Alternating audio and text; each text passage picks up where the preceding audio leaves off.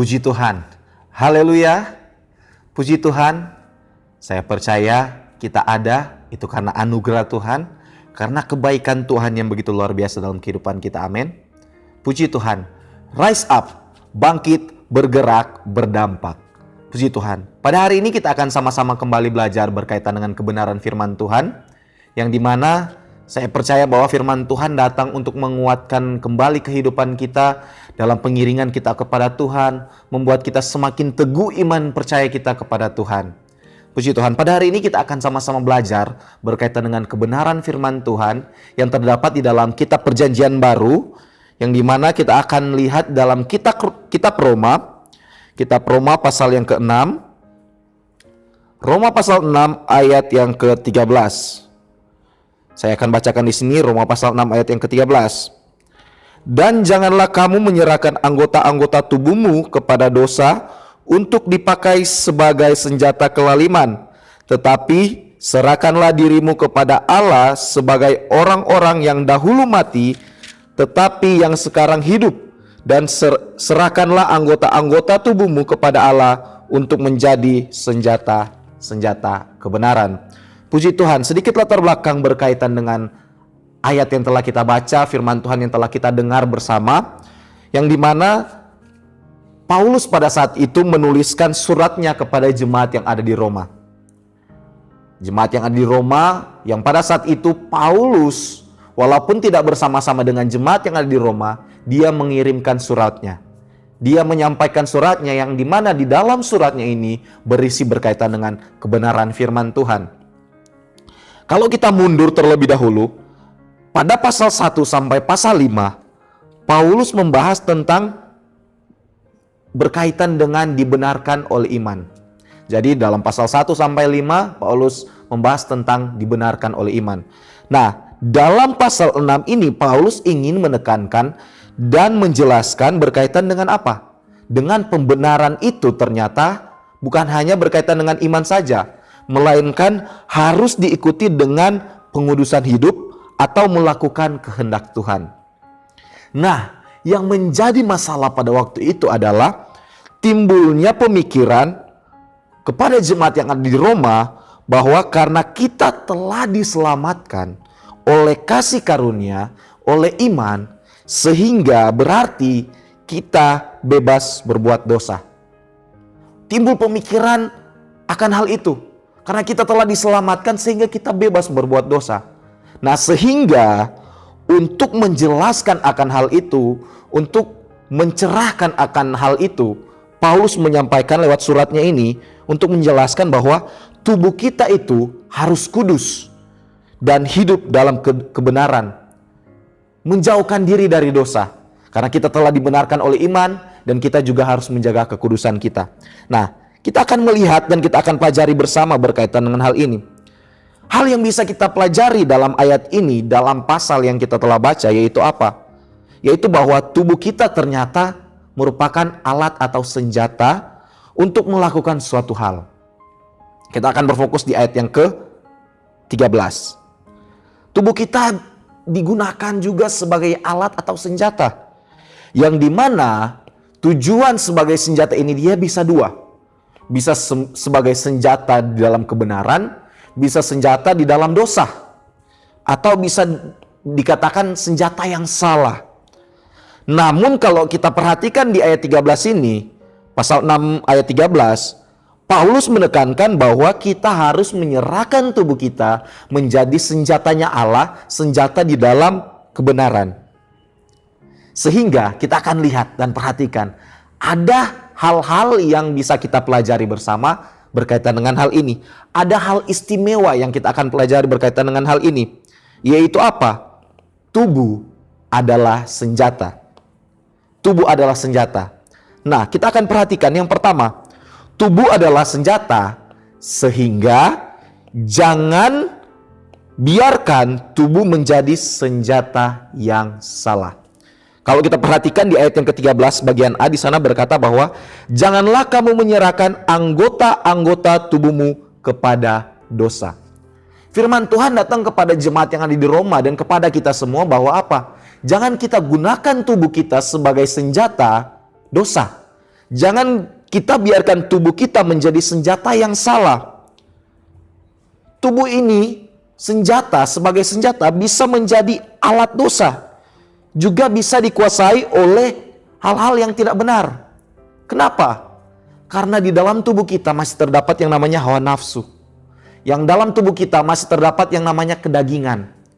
Sehingga di dalam hal itu Paulus menyampaikan bahwa kita harus mampu mengendalikannya, harus mampu mengontrolnya untuk membuat tubuh kita menjadi tubuh atau senjata yang tidak salah. Menjadi tubuh atau senjata yang benar di hadapan Tuhan. Jangan senjata ini dikuasai oleh hawa nafsu. Jangan senjata ini dikuasai oleh iri, kebencian, atau kesombongan, atau hal-hal yang tidak berkenan di hadapan Allah. Jangan biarkan itu terjadi. Karena tubuh kita adalah senjata. Sehingga jangan biarkan tubuh menjadi senjata yang salah. Tubuh bisa menjadi senjata yang salah, perhatikan ini. Ketika kita menyerahkan tubuh kita dikendalikan oleh dosa. Ketika dosa yang memenuhi tubuh kita, kehidupan kita, itu bisa menjadikan tubuh kita sebagai senjata yang salah. Sehingga ajakan firman Tuhan pada hari ini yaitu apa? Tubuh kita harus kita jaga. Menjaga tubuh kita untuk tetap kudus dan benar di hadapan Tuhan. Benar di hadapan Tuhan. Kemudian hal yang kedua yang kita bisa pelajari. Tubuh adalah senjata, sehingga serahkanlah senjata ini kepada pengendali yang handal. Kita perhatikan di ayat yang ke-13 bagian B, di sana berkata bahwa serahkanlah dirimu kepada Allah. Allah adalah pengendali yang handal. Allah adalah pengendali yang benar. Karena ketika senjata ada di tangan yang salah, itu menghasilkan bencana. Itu menghasilkan kejatuhan. Itu menghasilkan hal yang tidak diinginkan. Namun ketika senjata ada di tangan yang benar, dikendalikan di tangan yang benar, maka akan menghasilkan yang namanya keselamatan. Akan menghasilkan yang namanya sukacita, damai sejahtera di dalam Tuhan. Sehingga tubuh kita harus berada di bawah kendali Tuhan. Kita menyerahkan sepenuhnya kehidupan kita, tubuh kita untuk menjadi senjatanya Tuhan. Karena Dia yang mampu mengontrol, Dia yang mampu menentukan bagaimana seharusnya kita melakukan kehidupan kita. Karena apa? Dia Maha Tahu, Dia Maha Kuasa. Allah kita luar biasa yang mengetahui begitu banyak hal. Dia Maha Tahu dan Maha Kuasa. Sehingga Dia mampu mengendalikan tubuh kita menjadi senjata di dalam kebenaran. Menjadi senjata yang luar biasa di dalam kebenaran. Sehingga ajakan firman Tuhan apa? Dalam kehidupan kita, kita serahkan tubuh kita untuk Tuhan kendalikan. Dan Tuhan mampu untuk menjadikan tubuh kita menjadi senjatanya Tuhan yang luar biasa. Perhatikan ini, kita gunakan tubuh kita sebagai senjatanya Tuhan, di bawah kendali dan kontrolnya Tuhan. Kemudian hal yang ketiga yang bisa kita lihat dan bisa kita pelajari bersama apa? Tubuh adalah senjata. Sehingga jadikan tubuh sebagai senjata yang benar. Kita perhatikan di ayat 13 bagian C. Di sana berkata bahwa apa? Anggota-anggota tubuhmu kepada Allah sebagai senjata-senjata kebenaran. Paulus menyampaikan kepada jemaat yang ada di Roma bahwa persembahkan tubuhmu untuk menjadi senjata kebenaran. Dan itu bukan hanya sampai kepada jemaat yang ada di Roma, melainkan kepada kita semua. Kita gunakan tubuh kita menjadi senjata kebenaran, menjadi saksinya Tuhan. Kita bisa gunakan tangan kita menjadi alatnya Tuhan. Untuk apa? Untuk menolong orang lain. Untuk memuji, memuliakan nama Tuhan. Bertepuk tangan memuji Tuhan. Mulut kita bisa gunakan untuk apa? Untuk bermazmur bagi nama Tuhan. untuk menjadi senjata, yaitu apa? Menjadi saksi di luar sana, menjadi saksi akan kebenaran firman Tuhan yang begitu luar biasa, begitu hebat. Kemudian apa? Kaki kita bisa gunakan untuk melangkah di jalan kebenaran. Telinga kita bisa gunakan untuk mendengar kabar sukacita, mendengar firman Tuhan. Dan yang terutama, tubuh kita bisa gunakan untuk melayani Tuhan. Bisa melayani Tuhan. Kita persembahkan tubuh kita untuk melayani Tuhan.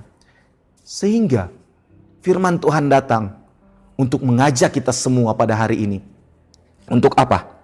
Untuk menjalani kehidupan kita. Dalam menjalani kehidupan kita, kita harus apa? Yang pertama, menjaga tubuh kita agar tetap kudus dan layak di hadapan Tuhan. Kemudian, dalam menjalani kehidupan kita, yang kedua yang bisa kita pelajari apa? Menggunakan tubuh kita sebagai senjatanya Tuhan. Dan yang ketiga yang bisa kita dapatkan dari firman Tuhan pada hari ini yaitu apa? Menyerahkan tubuh kita dalam kendalinya Tuhan. Dalam kendalinya Tuhan. Serahkan tubuh kita untuk melayani Tuhan sesuai dengan kehendaknya Tuhan. Biar kiranya firman Tuhan dapat memberkati kita semua, dapat menguatkan kita semua dalam pengiringan kita kepada Tuhan. Dan biar firman Tuhan ini meneguhkan kehidupan kita kembali, agar kita menggunakan tubuh kita di dalam jalan kebenaran sesuai maunya Tuhan. Amin firman Tuhan. Tuhan Yesus memberkati. Terima kasih telah mengikuti Renungan 79. Kiranya ini dapat menjadi berkat bagi kita semua. Bapak, Ibu, saudara-saudari yang ingin didoakan untuk pokok-pokok doa tertentu, ingin menceritakan kesaksian baik mujizat, kesembuhan, atau pemulihan masalah keluarga dan lain sebagainya, dapat disalurkan melalui chat WhatsApp di nomor 0813 2742 008. Puji Tuhan, mari kita satu dalam doa. Terima kasih Yesus, terima kasih Tuhan, Engkau baik bagi kami Tuhan. Terima kasih untuk firman-Mu yang kembali menguatkan kehidupan kita, menyadarkan kehidupan kita kembali bahwa pentingnya kita menjaga tubuh kita, untuk kita mempersembahkan tubuh kita, untuk menjadi senjata di dalam kebenaran, untuk kita menggunakan tubuh kita melayani Engkau Tuhan, di dalam kendali-Mu Tuhan. Engkau berkati kami semua Tuhan yang telah mendengarkan firman-Mu. Engkau berkati kami dimanapun kami berada. Biar Engkau yang mampukan kami, Roh Kudus memampukan kami untuk kami dapat memakai tubuh kami di dalam kebenaran, menjadi senjata dalam kebenaran sesuai dengan kehendak-Mu dalam kehidupan kami Tuhan. Kiranya ya Tuhan bangsa-bangsa bersyukur kepadamu ya Allah. Kiranya bangsa-bangsa semuanya bersyukur kepadamu. Tanah telah memberi hasilnya, Allah yang memberkati. Kiranya segala ujung bumi takut akan Dia. Engkau baik Tuhan, bahwasanya untuk selama-lamanya kasih setianya. Engkau yang melindungi kami, Engkau yang melingkupi kehidupan kami. Biar kehendak-Mu yang jadi bagi kami Tuhan. Di dalam nama Tuhan Yesus Kristus kami telah berdoa. Haleluya. Amin.